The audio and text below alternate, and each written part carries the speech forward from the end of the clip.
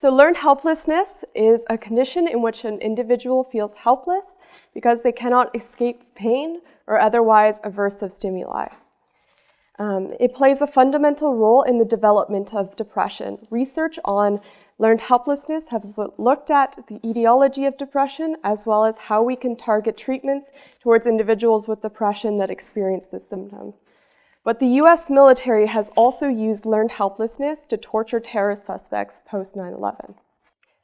Behavioral therapists as well as conditioning methods have also been used for unethical means, specifically increasing firing rates of soldiers during the war. In World War II, only about 15 to 20% of soldiers were actually firing shots at the enemy. Whereas in the Vietnam War, 80 to 90% of soldiers were actually firing shots at the enemy. And this was due to conditioning the soldiers to have this quick shoot reflexive ability. So essentially, they conditioned soldiers to shoot reflexively rather than making the choice to kill another human being. So let's consider the story of Robert. So Robert is working in his family's convenience store in the 60s. Robert comes in and holds a knife to his wife.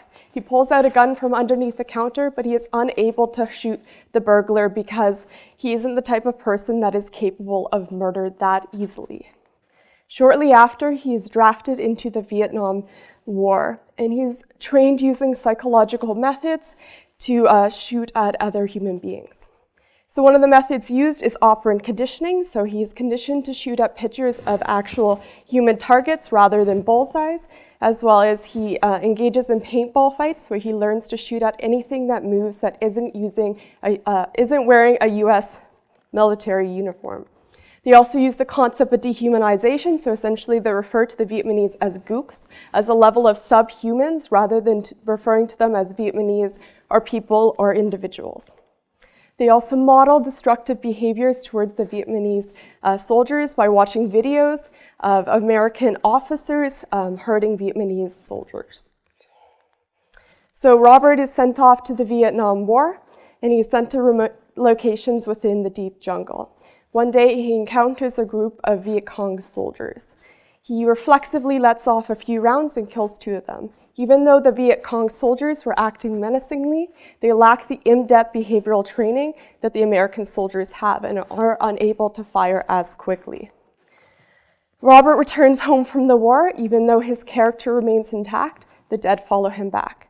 Every night he wakes up with nightmares where he re-experiences killing those 2 soldiers over and over and over again. He is afraid to leave his house because every time he does, he feels anxiety. He's afraid of being outside in open spaces.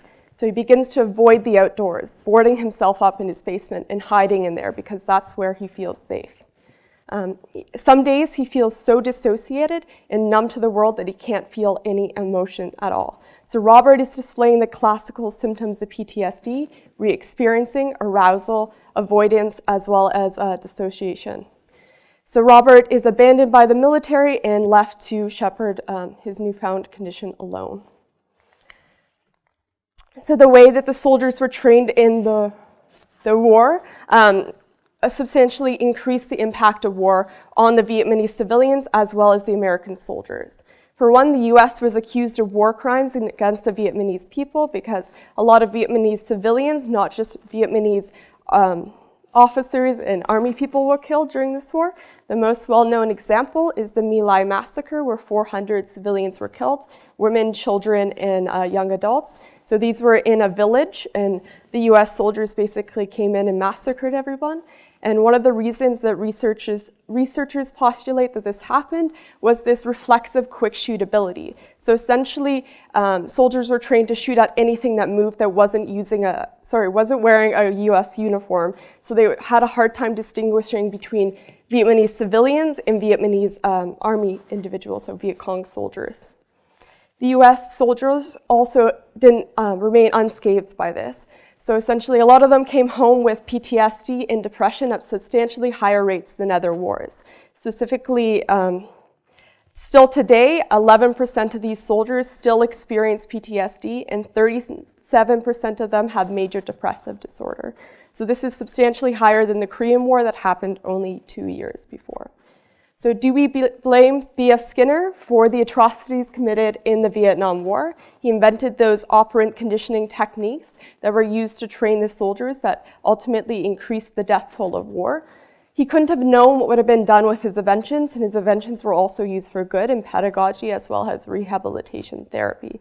Nonetheless, what he discovered increased the impact and death toll of war.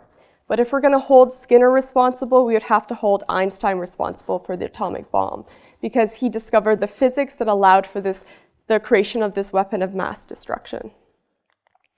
So if we can't blame individuals, what can we do? So if we go back to the advanced interrogation techniques used by the US, specifically learned helplessness, during this time period, there was widespread changes to the ethical standards in the American Psychological Association, whereas in the American Psychiatric Association, they had consistent and strict, transparent ethical standards throughout this time period. No psychiatrist contributed to these advanced interrogation techniques or collaborated with the US military, only psychologists did. So this tells us that strict and transparent ethical standards can prevent unethical uses of psychological research. Psychologists as individuals should condone any negative uses of their research and consider what those uses may be before publishing their results. Ethics doesn't end when the experiment is over, because these negative applications of psychology can have such a profoundly negative impact on our world. The end.